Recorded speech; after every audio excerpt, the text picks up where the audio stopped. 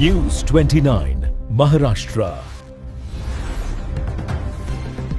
News 29 Maharashtra, तुमच्या आवाजाची, तुमच्या हक्काची बातमी. मुख्य संपादक महेश पेंदोर. घाटंजीत विद्यार्थिनीच्या विनयभंगाने खळबळ. मजा आली का? मेसेज पाठवणाऱ्या विकृत घरमालकावर ॲट्रॉसिटीसह विनयभंगाचा गुन्हा दाखल. घाटंजीत संतापाची लाट. पत्रकारिता सारख्या पवित्र क्षेत्राचे नाव बदनाम करणाऱ्या एका विकृत घरमालकाचे संतापजनक कृत्य घाटंजी शहरात उघडकीस आले आहे.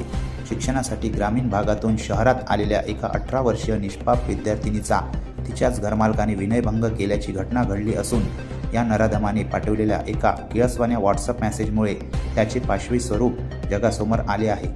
संजय ढवळे असे या आरोपीचे नाव असून तो एका नामांकित वृत्तपत्रासह न्यूज चॅनलला पत्रकार असल्याची बाब समोर आल्याने शहरात संतापाची लाट उसळली आहे. नेहरूनगर परिसरात वास्तव्यास असलेला या आरोपीने आपल्या घरात भाड्याने राहणाऱ्या मुलीला सुरुवातीला काका म्हणून विश्वास संपादन केला.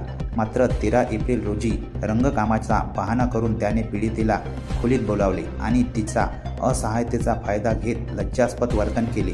या घटनेने ही तरुणी पूर्णपणे हादरून गेली.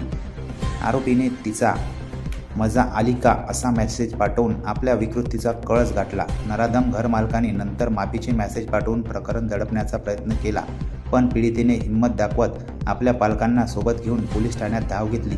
या प्रकरणाची गंभीरता ओळखून पांढरकवडा येथील उपविभागीय पोलीस अधिकारी रॉबिन बन्सल यांनी तातडीने घाटंजी पोलीस ठाण्याला भेट देऊन तपासाला गती दिली आहे. सध्या आरोपीवर भारतीय न्याय संहितेसह ॲट्रॉसिटी कायद्याअंतर्गत गंभीर गुन्हे दाखल करण्यात आले असून पोलिसांनी त्याला कायद्याचा इंगा दाखवला आहे. पत्रकारितेच्या नावाखाली स्वतःची काळी कृत्य लपवणाऱ्या अशा प्रवृत्तीला कठोर शिक्षा व्हावी अशी मागणी आता सर्व स्तरावरून होत आहे.